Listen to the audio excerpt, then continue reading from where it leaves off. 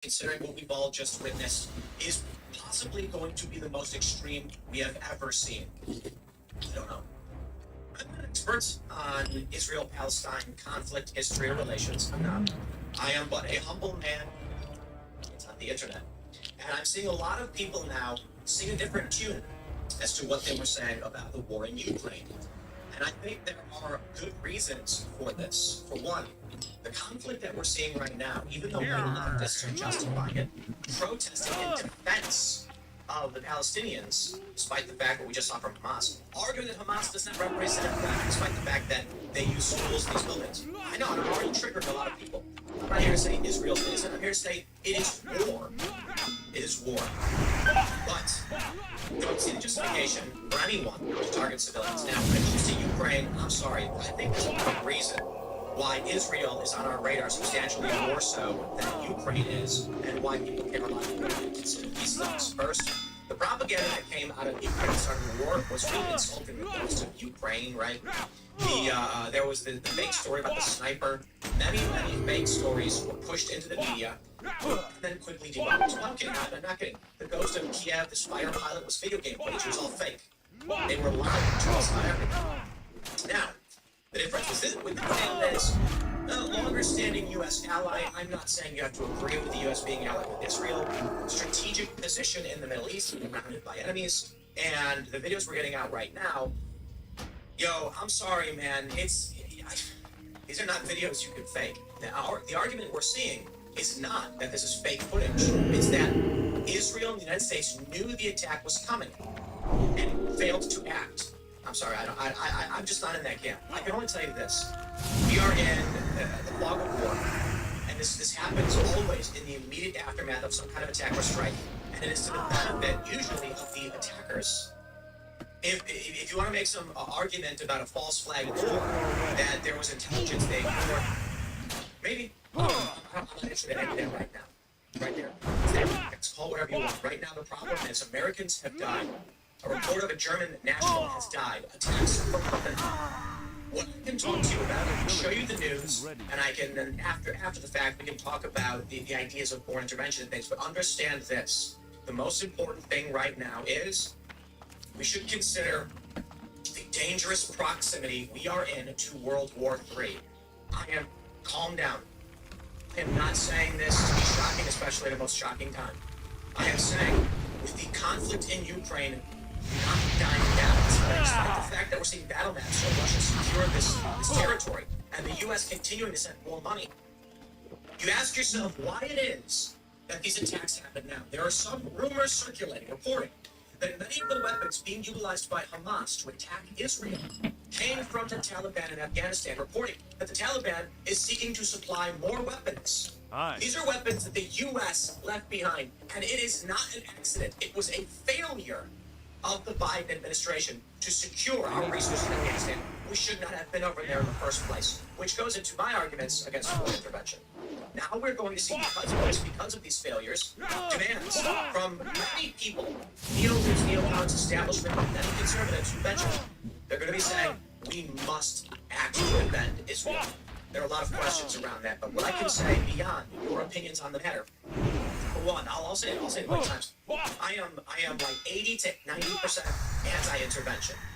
I have never been an absolutist against intervention, and typically and mostly, for a lot of reasons, opposed to intervention. But I'm not so blind to think that there aren't reasons sometimes that we intervene in foreign affairs, depending on how it affects us and other parts of the world. There are questions around it. I suppose the issue we must ask ourselves is that with the war in Ukraine, is Hamas making these moves because they know the U.S. is fractured, they know that we are divided and preoccupied. They know that we are split right now over what's happening in Ukraine and fearful of what happens with Taiwan. Moves now being made in the Middle East, destabilizing the region. If these reports are true, coming from the IDF, I have no reason to believe they're not there. Hezbollah from Lebanon, into Israel. If the moves being made by Afghanistan are reportedly true, we are facing the prospect of a legitimate shot around the world, World War III. You know, I know a lot of people don't want to hear it, a lot of people don't want to talk about it, but This alarming video is going viral and it's being highly scrutinized, censored, and blocked. Ladies and gentlemen, this video needs to be seen by every single American, and we can't depend on mainstream media as they are becoming more and more of the problem by reporting only what they're told to report rather than being true journalists and reporting the news. Especially something as urgent as this story, as it's all about the future of this country. This is not bliss, and ignoring this story could be the biggest downfall of our great nation. It's something that will affect every single person in this country. Don't believe me? Ask anyone with a phone if they received an emergency broadcast on October 4th. That's right, they can reach you wherever you are. Another test was 2020 in masks. Yep, that was not an accident. But you probably already knew that, didn't you? What about spy balloons or the destruction of huge food supply companies throughout the country at such an alarming rate? All part of the big story that nobody is talking about. Nobody except this war hero who's doing everything he can to put the word out to help as many Americans as possible to be informed and prepped. This combat veterans documentary is streaming online right now. It's 100% free, and it's something you're going to want to watch and share Sure, I with remember every you, single adventurer. person you know. Back from So scouting, go to I the see. next page now and watch it, and find out exactly what all of these events that have happened these past few years are leading up to. But do it ASAP, because it keeps getting censored, blocked, and taken down. Go and watch it now while you still can. God bless and stay safe, my friends.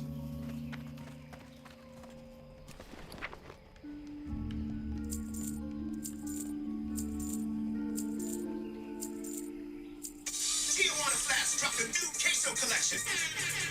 Try the queso crunch burrito, queso double drip tacos, the quesadilla, and the new BV 24-karat queso dip. While you can, only in Tijuana Flats.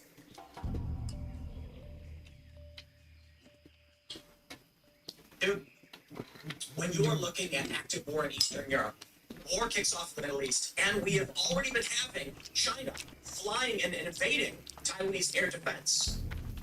Fine, say we're not there, but understand there will be no moment in our lives where we simply say Beat we're Duncan. World War III. You aren't as wet Only behind through the the ears history as books you when I looked say at first this is when it glance. truly started. I suppose that also When means I Archduke shouldn't Franz challenge you to a Ferdinand fight was anytime nobody said, soon. This is World War III. Hammer Rat. Kicked in, and eventually everyone was fighting, and they called it the Great War. And they didn't even call it the Great War. Sack. Same thing for the Civil War. It took a while before they called it a war between the states. They called it a rebellion, and it wasn't until like I think a year or two in.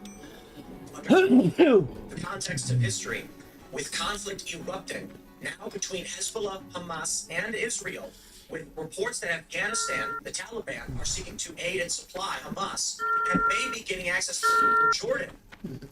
Yo, this could be a dark start. Booty Bay. When it comes They to might as World well War throw II, themselves call it off World the War II. Overlook cliffs. But Nonetheless, by bringing Hirohito me was this doing his own information, thing with you have Japanese done my Empire. fleet of swashbucklers a great service. Hitler was doing his The thing in Blackwater Europe, but it was Raiders. only because there was massive Crash invasion. speaks highly of your And of course, dedication the to the Axis Blackwater powers, we call them, Raiders. were I am going aligned. to They trust did you have with their a own mission of agendas. extreme And importance thus, to the the fleet. U.S. is dragging this war Infiltrate the based on so-called Japanese Southern Command actions. Post But the I'm blood-soaked not a World Buccaneers War have II history buff established on either. the wild shore. So my Raise understanding the is that camp. Bring me their they never, charts Hitler along and with their Hirohito, I don't written think orders. ever We actually shall see exactly what strongly those scum interacted. are up to. It's just, the wolves at war. I gotta bring you through some of this news. I'm not gonna show any of the graphic footage. But, my friends, what's happening in Israel is something that me and several other journalists, we had been doing 10 years ago. Something called Protective Edge in 2014. They called it 2014 Israel, Palestine War, whatever, Gaza War. And the concern was that if when these attacks are made from Gaza, and this is typically how it goes, Gaza will fire a bunch of rockets into Israel. The Iron Dome will intercept. Israel will then retaliate, taking out the structures in which these attacks were made from. The problem is Hamas uses civilian targets as basis of operation. The left in the United States has been protesting in support of Palestine, they're not supporting Hamas. The only problem is, look, Hamas is powerful and in control and operates in this region, and you can make all the arguments you want that the civilians don't want it, and I don't want to see this in that conflict, but if there are rockets flying from Gaza, you can argue that the civilians have nothing to do with it, but what is the response of Israel going to be? I don't care what your opinions are, who's right and who's wrong. There's a logic here. It doesn't matter who you are, where you're from. If rockets come from the target's going to get obliterated. Let's read the news. Israeli Defense Minister orders complete siege of Gaza as conflict with Hamas enters third day. Israel Defense Minister ordered a complete siege. Now, I said it earlier, but I'll say it again. This could be the most extreme action we've ever seen. In fact, it could theoretically be the end of Gaza. It's on camera. Supply electricity, water, and fuel to Gaza. I have given an order. Gaza will be under complete siege. We are fighting barbarians and will respond accordingly. Israel has retaken control of all communities around Gaza, and there is no ongoing fighting between Israeli forces and Hamas militants inside Israel. The Israeli military said on Monday, following continued assaults by both sides. The announcement by Israeli Defense Force spokesperson Rear Admiral Daniel Hagari came more than 48 hours after Hamas launched a surprise assault with thousands of rockets and sent armed fighters into Israel. I'll show you the paragliding here. Israel on Sunday formally declared war on the Islamist militant group Hamas after its fighters launched an unprecedented attack that has so far killed more than 700 people in Israel. I believe the reporting right now is up to 800 or 900. And I want you to understand as well, this is from an hour ago. I think they may be wrong about I'm pretty sure fighting is still ongoing. The announcement by IDF spokesperson Whitemane Ret Israeli jets continue to bombard the Palestinian enclave of Gaza on Monday as the war entered its third day. Israeli strikes in Gaza have killed at least 493, including dozens of children, and has left 2,651 injured, according to the Palestinian Ministry of Health. An incursion by Gaza militants of this scale has not been seen in Israel since the nation's founding in 1940, which is why I say the actions taken by Israel now may be the most extreme we have ever seen. As of yesterday morning, the Times of Israel was reporting Hezbollah fires borders in Israel. IDF strike hits tent on Lebanon border in response. Iran-backed terror group announces its targeted Israeli military sites in the Mount Dub region in solidarity with Hamas. Attack on the south, no reports of injuries. We are getting a lot of information that's still coming in about politics in the United States that I want to be careful on. Reports that the U.S. unfroze dollars that Iran said they would use the money however they wanted to. Many people are saying, of course, this money was then used to fuel an unprecedented attack on Israel. Look, man, I don't know, okay? You got to be careful about the fog of war. What I can tell you is, yeah, I don't see how you fake these videos. Sorry, and it is possible propaganda is real and deepfakes and all that stuff. But take a look at this. This is just a tweet that's going around. It's this one's got 750,000 views. Hamas terrorists paraglided to Israel. They went door to door to massacre innocent civilians, rape and murder women and children. And you know what? I'm sorry, I believe it. It's not the paragliding. I believe the paragliding happens. Come on. Paragliding is not the most complicated thing in the world. But going door to door and killing civilians, we've seen videos of this. And maybe the videos are fake. Maybe you're saying they're lying, Tim. Okay. Wawa has pizza. It's freshly made, tastes great, and you can get it late. But I've talked to left-wing activists. I have seen them protest for Palestine and Gaza, and I have heard their arguments. I'm sorry, but they lie. You're not going to tell me that the people who are advocating for far-left extremism while calling for the arrest of Trump supporters who say that we should abolish the police and celebrate the police arrest the right, they're being honest about this. When I was at, say Occupy and other left-wing protests, what they argue is there are no innocent people in the conflict. They argue that Israeli civilians are an occupying force, and they themselves, whether militants or otherwise, are actively oppressing the Palestinian people. I'm not saying that everyone in Palestine or every person believes that. Because what you in response to this, you'll get people saying, well, that's only some people. Fine. But are those some people taking guns and going and kidnapping and massacring civilians? Yes, I'm sorry, but it is. So take a look at this video. We'll play this for you. This is militants and terrorists. And I'm seeing some people say, don't call them militants, call them terrorists. I'm like, bro, you can call them both, right? They are attacking Israel. It is military action. It is a terror campaign to shock and terrify civilians. People were just filming as these people were paragliding, and they had no idea what was about to happen. Hamas terrorists sailed into Israeli territory using motorized paragliders. There's videos. They're on these paragliders. They're small vehicles with gigantic fans, and they were gliding in, and it looks like they had machine guns mounted to them. It's crazy. Israeli Defense Forces, in response to a Hezbollah attack from Lebanon into Israel, IDF artillery struck targets in the area. understand this. My understanding of this, I should say, is that this is not the most uncommon thing, right? Hezbollah fires into Israel quite a bit. Preparational measures for this type of possibility. Fox News reporting Israel at war with Hamas after surprise attacks, at least 800 Israelis dead. Hamas has launched the biggest attack on Israel in years, killing at least 1,100 and wounding more than 2,000 with a barrage of rockets. As gunfights are reported in Esterat, probably pronouncing it wrong, Esterat, and other cities in southern Israel. Again, I know more about Ukraine. I have been to Ukraine and I've been to Israel. Been to Ukraine like 3 or 4 times, and have spoken more to people about what's going on in Ukraine and read substantially more about that as opposed to Israel. The Israel-Palestine conflict has been so complicated and well beyond my lifetime. Granted, there's a lot going on with Ukraine, of course, well beyond my lifetime as well. But yeah, no, I don't know as much. What I can say is there's calls and cries May of the light protect you this hypocrisy day. because there are people on the right who are all of a sudden saying, "Look at these videos. Look what's happening in Israel.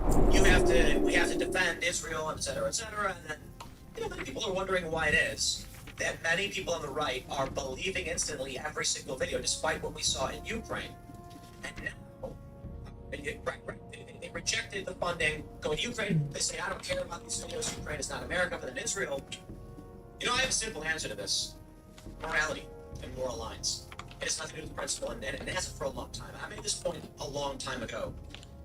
The idea that we would be opposed to funding war or defense in other countries is not an absolute position for anybody.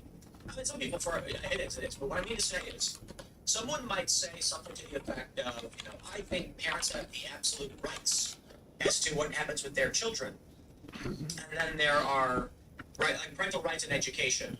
It gets split between vaccination and between child sex change operations and things like this. What I try to explain to people is it's not so much about parental rights. It's about moral lines and what we accept as a society. That is to say, do the parents have absolute right over what happens to their kids' health? Do you think the answer is yes or no? When it came to the issue of, like, say, vaccinations, people said the parents should be the ones making the choice. And the schools shouldn't force the kids or get it done in secret. What about child sex changes? The parents should make the choice. The left would argue the inverse. They would argue simultaneously the parents have the rights, the right would argue the parents don't have the right. They have the right to knowledge about what's happening in their school. But the left would argue the parents have the absolute right, meaning if they think their kid should get a child sex change, it should happen. Now there's a conflict here. In which instance do parents have the absolute right? People on the right would argue that if a parent tried to intervene to give a child a sex change, the parents are wrong and the state should intervene, in which case the parents don't have absolute right over the health of their children. And every libertarian feels that way. Many libertarians simply say, yes, the parents should have their right. I bring this up to say it is not about the surface level. You need to understand the arguments the individual makes and what their line is. When it comes to the issue of what's happening in Israel, we have stories like the crowds rally in D.C. to stand in solidarity, pressure U.S. after Hamas attacks on Israel. I think I have this tweet here. NYC DSA. This was actually over the weekend. This was on the 7th. It's in tomorrow, October 8th at 1 p.m. in Times Square in solidarity with the Palestinian people on their right to resist 75 years of occupation and apartheid. This is what AOC represents. She's a card-carrying member of the DSA. Hamas, I don't care what your moral positions, if you like them or don't, whatever. They kidnapped and killed civilians as a means to an end. I think that's evil. We have a thing called war crimes. We try to make sure we're targeting not civilians, but military targets and strategic infrastructure when it comes to war to avoid what's called collateral damage. What Hamas did was direct assaults on people. That's what we call it, terrorism. This is what the left represents. Sorry. Look, we can make all the moral arguments in the world as to our positions. But right now, we have American tourists, American citizens. We have foreign tourists are being killed in Israel. And then this brings up the question of our position on foreign aid. I am 80-90% anti-intervention. I think Vivek Ramaswamy was making the point that Israel is to the point where it's defending itself. We are not providing for their military and dumping millions of dollars into this nation. But once again, Israel, like Afghanistan and South Korea, many other countries that we've had military presence in, the idea is to secure some form of constitutional Republican, well, I should say neocon view because, you know, neoconservative, it's not like what the founding fathers trying to make. The idea is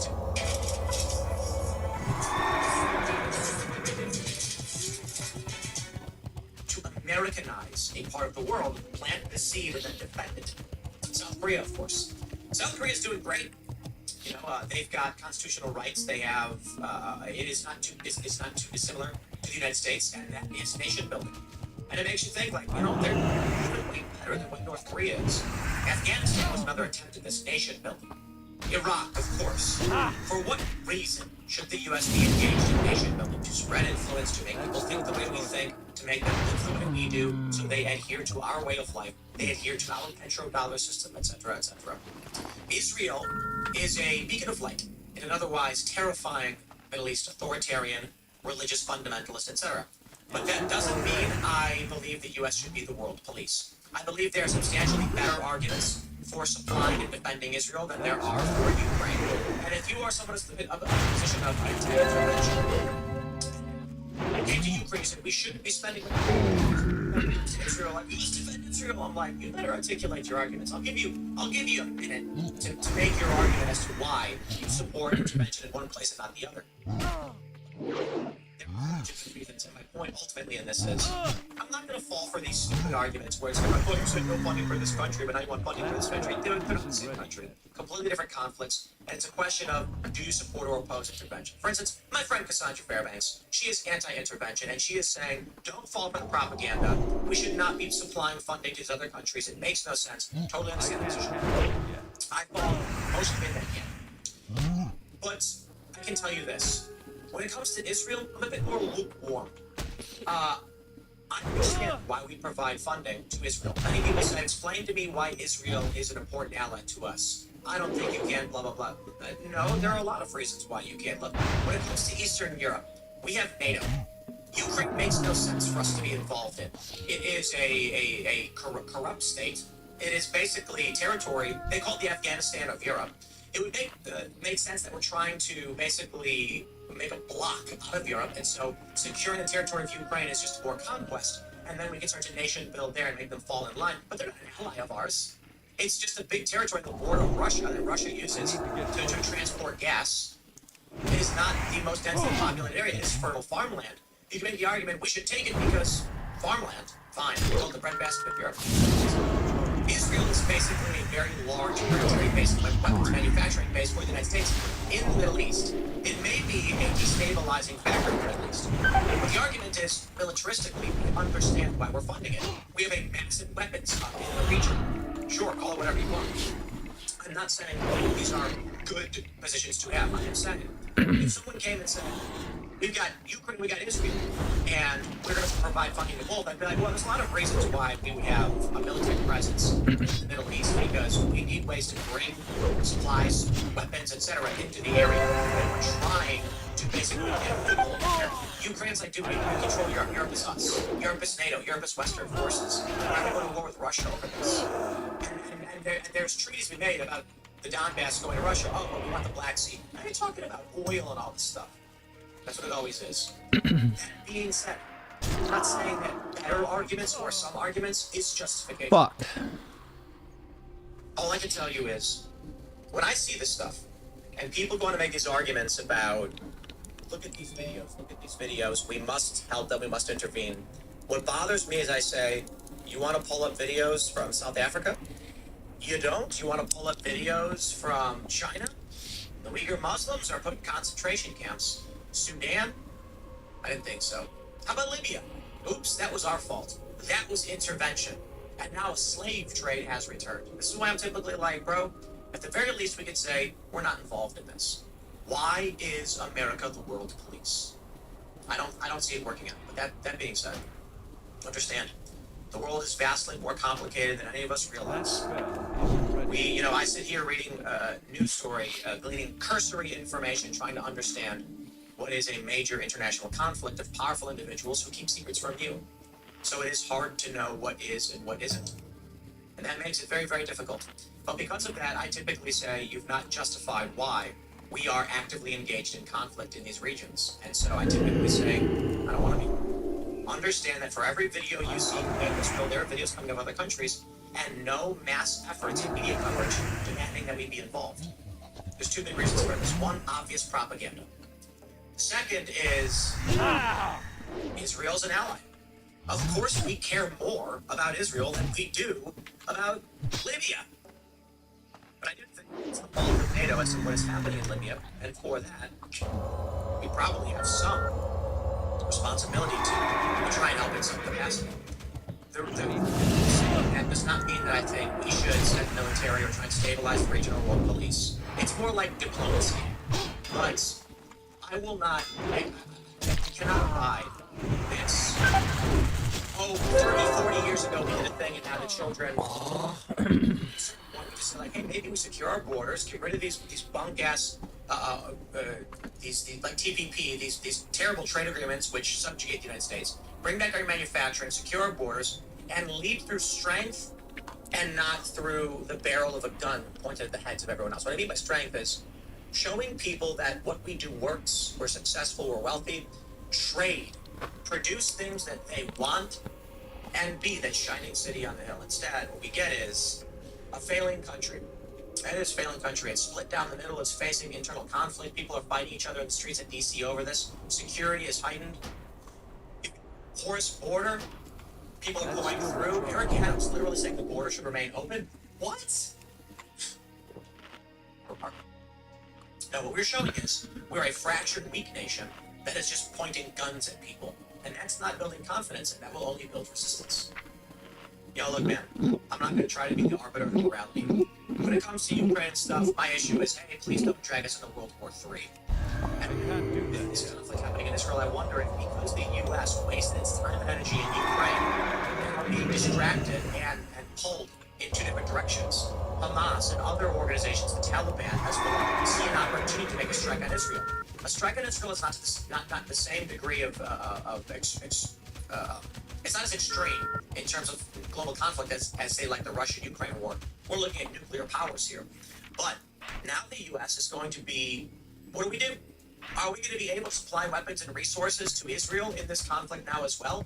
We're already strained, very strained, and it's already destabilizing. The U.S. is already in a destabilizing period. But with the 2024 election coming up, with the FBI saying Trump supporters are extremists, this country is about to be ripped in two. What happens now if China makes their move on Taiwan? The forest of the trees, my friends. We may be staring down. Fucking pussy. You know I'm gonna shit on you 1v1. That Ukraine-Russia was the start of World War III. Fine. Let's say this. If war is breaking out, and it did, Israel declares war in Israel. We've got massive war on a massive scale in Israel and in Ukraine. That spell It's about to break, I fear. However, paying attention. I'm not going to sit here and say, like, for instance, Ben Shapiro has a lot of tweets about what's happening in Israel. Of course, he's Jewish. This one hits right at home for him, probably. I'm not going to sit here and argue the moral positions when I know Ben is articulate enough to actually break down his position on what should or shouldn't be when it comes to intervention. And that's my point ultimately here is, you're going to get a lot of people who are going to try and scream hit. Let's go, pussy. My answer to the people who are accused of Let's go, pussy. you better lay down your moral arguments and your strategic arguments as to why one intervention is right and one is wrong. I'm not saying you're wrong. I'm saying explain it to me. Because you better have a good explanation. I see the U.S. being... You guys are so bad at the game, it's insane. I'm sorry, Ben's right though when he says look at these videos. You want to talk about what's happening in the United States, and a lot of people talk about like civil war and stuff like this. They don't get it. They do not get it. Watching people paraglide. They have this thing grew up in Chicago. When some guys walking down the street was like, I gotta choose you for no reason. I don't know why. There are no rules. They say, you know, talk about this. This is irrelevant. That very people who think I can't do it, right? There'll be a hotel lobby. Inside the hotel lobby is a prominent politician. In the front of the hotel lobby are security guards. Someone sees that. I'm busy. You can't go in there and answer politician questions. Hold on. That's called a cycle. You believe in your mind, you can't. Or guess what? If you walk up to that door, the security guard will just open the door for you. Don't make the assumption you can't be there. I have a bandana. Just walk in. Security guards repeat, no trespassing. No trespassing sign means no trespassing. But even when it says no trespassing, it's not open to you. You don't know. You try to walk in, security guard says, I'm sorry, it's a private event, you can't come. You say, oh, okay. But for a lot of people, they see that and they make assumptions. They make assumptions. Psychic barriers, my friends. We can't perceive what could be or what would be. So I just bring that up and I say, be careful about where we're headed. Understand that the only real law is natural law. That is to say, you can't fly with your arms. You can fly by building a plane. You can build tools. You can't control the wind, but you can adjust your sails. We do not control reality, but we can adjust our positions through technology and through our actions. We can persuade and alter the courses of even great historical events. I just say, understand this. This could be a dramatic escalation. So I hope That's still whatever it is you're watching or paying attention to, when we talk about getting emergency food, when we talk about getting supplies, it is because of these things. I hope this calms down quickly. But I fear, because of what's happening in Ukraine, it won't. The scary thing is, this whole region, it's all interrelated. It really is. Syria, into Turkey, into Ukraine. Man, this could get bad quick. All right, I'll leave it there. We're gonna have more updates throughout the day, more stories coming up. Hit the like button, subscribe, all that stuff. Thanks for hanging out, and I will see you all at 1 p.m. I'm out of range.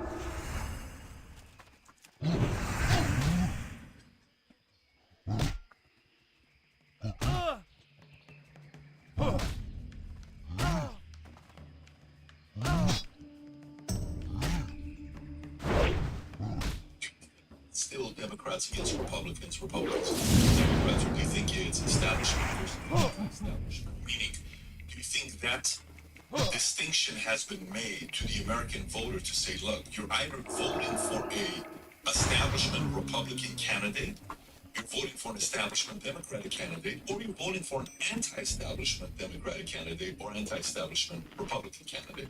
I guess I don't see it that way at all. I think the divide in this country is between the left, wokeism, the perception that America is still a country of racism, of sexism, of homophobia, and those who believe in hard work, accountability, and personal responsibility. That, to me, is the divide.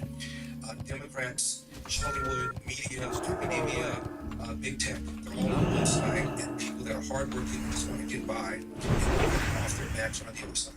I was watching this game one time between David Wasserman Schultz, the chair of the DNC, and Ryan Rivas, the chair of the RNC. And it's a live debate. So I was texting Ryan Rivas. He didn't see my text, didn't respond to it. But Fucking pussy bitch. I want to know that I texted him and I said, I want to know which party will get government off my back. I think that's the divide. But okay, so that, there are people that want to have government control you from both sides, left and right. So this is what I'm trying to say is, you know, Blue Ocean Strategy or no? Okay, so Blue Ocean Strategy is a book about how to not directly compete against your competition. I think Republicans are completely missing the mark. They all say the same, and they're all screwing it up. In my opinion, I could be completely wrong, but this book talks about you gotta increase, decrease, eliminate, create. So you gotta increase a little bit of something, you gotta decrease a little bit of something, you gotta eliminate something that everybody's doing, or you gotta create something new. So for example, Yellowtail is a wine company that was directly competing against other wine companies that were getting destroyed. Blue Ocean idea comes I'm out of range. Yellowtail says, instead of competing against the wine drinkers, we are cheap wine. We're not going to beat these guys. Yellowtail goes and competes against beer drinkers to get Yellowtail to be sold at bars, etc., etc. Yellowtail goes from selling, I don't know how many cases per year, to 48 million cases per year. Australian success story. And you blow up, right? And they become a whole different company. So when you're in a red ocean, everyone's stealing from each other, stealing votes from each other, stealing all this stuff from each other. Versus like, go to blue ocean, there's no other sharks there, have your market. Republicans keep fighting the same fight, and they keep getting their asses handed. It's the same thing. The way they're presenting the argument is it's Democrats against Republicans, it's this, that, versus, you know, it's the people that want to make decisions for you, the establishment versus the anti-establishment. I have difficulties with the premise. This is not a But it is, though. it's ideas. It's what will make your life better. For example, one of the things that I argue and would have mentioned had it been on the debate, both Republicans, Democrats talk about the size of government. Republicans say the government's too big, and they want to size. It's too One far candidate away. has a 2% reduction in the size of government every year. Something like that. Government's going to get bigger and bigger no matter who's president. And this one is radical. And that radical is this. We need an amendment to the Constitution to fix spending to a certain percentage. Otherwise, it gets bigger and bigger. Whether Ronald Reagan is president, whether George Bush is president, whether W. is president, whether George Walker Bush is president, whether Trump is president. Largely because the biggest driver of our budget are the so-called Republicans. Even Barack Obama and Bill Clinton were but nothing happens. If you run promising you're going to reform entitlement programs, you're going to lose the election. On the other side of the next, you should not care about what the state they owe you. The only way to do the kinds of reforms and the kinds of cuts as necessary is like law that's forcing politicians to do that. And the only way you're going to do that is to amend the Constitution. And so, as the president with my bully pulpit, I need to get closer. be explaining to the American people that these programs are not going to be there for you unless it's serious dramatic reform. And it's not pie in the sky. The Constitution has been amended on average every 10 years. And all you have to do is make the case to the American people. And nobody's doing that. Not Trump. It's not anyway. It's been amended 27 times. I think they've the numbers that 27 times. So my point is to your argument. I don't look at it that way. I think that we need to explain to the American people why my policies are better than this guy's policies. Why I'm more likely to have an economy that thrives than this guy. Why I'm more likely to be able to secure borders than this guy. And you put together a set of policies and issues that a voter can vote for, that voter will vote for. Well, I would say the only reason I'm making this argument is because if you think about why Trump did well in 2016, his message was not like the rest of you guys. Everybody had the same message. Every candidate had the same message. You know, we're going to do this, we're going to do that. Everybody said the same. Marco Rubio said the same. Ted Cruz said the same. You know, Javier said the same. You know, everybody said the same. Here's a guy that came and said, I'm giving money to a man, okay? The reason why everybody's clapping for this guy, Jeb Bush, is because they didn't let me come in here. All the people here are his donors. All the booing, they're all the donors. That's right, it's true. These guys all gave money to him. He took money from them. And Jeb goes, that laugh is a weak laugh. And his message in it, I think Trump won in 16 because Trump had a promotion. Everybody on the stage was fighting the same fight except for one guy. And he crushed everybody. Everybody was like, you know what? I need to get tickets. This guy, he has given me money.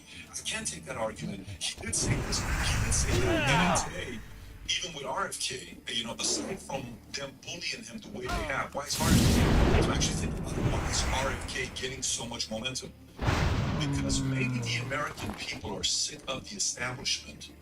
And the anti-establishment message the last 2 elections is resonating with people. One, the way Trump did it. One, the way, you know, in COVID, which was catastrophic what happened with COVID. So take that part aside. In today's election, RFK, if you were to say the guys that are getting momentum on 2 sides, pick the guys that are getting momentum on both sides. Even set aside Trump. It's too far away. Whether you like it more or not, Vivek is one of them, RFK is one of them. Both of their messages is an anti-establishment message. And everybody else's message is pretty much an establishment message. Nikki Haley is an establishment message. Chris Christie is an establishment message. Pence is an establishment message. And you know, who else you want me to count? Everybody is an establishment message except for 2 candidates. Vivek and RFK. And they're gaining momentum. I think Trump also came in as somebody who was in your face. He talked about political correctness. He was able to, in a very skillful way, demean his opponents one after another after another. I think people find him funny, find him entertaining, charismatic. I've never seen a politician. I think he's a unique person. I've never seen anything quite like it. Cool, perfect. Let's go to the last example of a guy that ran like Trump but didn't have a personality. Can you think of the land who got 19%, 20%? No one thought it was going to happen. Who cost another guy that was supposed to be a two-term president that became a one-term president, that in his documentary there was one guy he didn't want to It's talk too about, far away. and it was Ross Perot. George Senior didn't want to talk about Ross Perot in his documentary. When the word Perot came out, he did not want to. He says, "I don't want to talk about that. I don't want to talk about that." So what happened to Perot? How did Perot speak? It wasn't funny. It was boring. He was funny. What are you doing?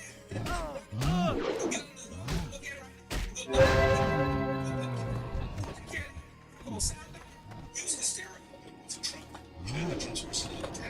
He wasn't even Trump. But what did he have? He also ran as an independent. He had a message of anti-establishment. Independents don't win. They just don't win. It's not what I'm saying. The point is, well, Trump was an independent who ran as a Republican. Yeah.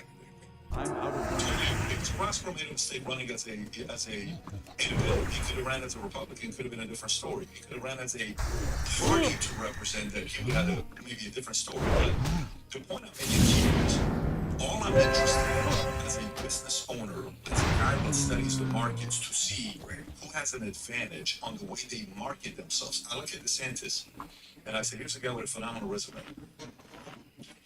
You have unwanted wildlife visitors like bats, rats, or other furry friends in your home or business? Don't worry, help is just a call away. On Point Wildlife Removal have been serving Eastern Florida communities for years, helping homeowners and business owners like you keep their properties free of unwanted that wildlife. spell isn't ready. A dedicated team of professionals is known for exceptional service and expertise. We prioritize your safety. That's why all of our technicians undergo rigorous background checks. With On Point Wildlife Removal, you can have peace of mind knowing your property is in safe hands. From Titusville to Port St. Lucie, we're here to protect your home or business. So when it comes to wildlife removal, trust the experts with a proven track record. Contact On Point Wildlife Removal today. Visit our website at onpointwildliferemoval.com or call us directly at 321-622-2225 to schedule your appointment. On Point Wildlife Removal is your partner in safe, humane, and effective wildlife removal. It's a better resume after COVID than him. Nobody. There's not a single villain with a better resume than him after COVID. What happened with his messaging? Doesn't connect. He sounds like everybody else. Again, I think you're making it more complicated than it is. I think there's a phenomenon known as Donald J. Trump, likes of which nobody has ever seen. This guy never even ran for office, let alone held office, wasn't a general, came out of nowhere. He used to be a Democrat, then he was an independent, then he became a Republican. He had a almost 100% name recognition from The Apprentice. There's just been nothing like him. I'm shocked that Ron DeSantis is not doing better. But when you compare him to Donald Trump, I'm sorry. It's like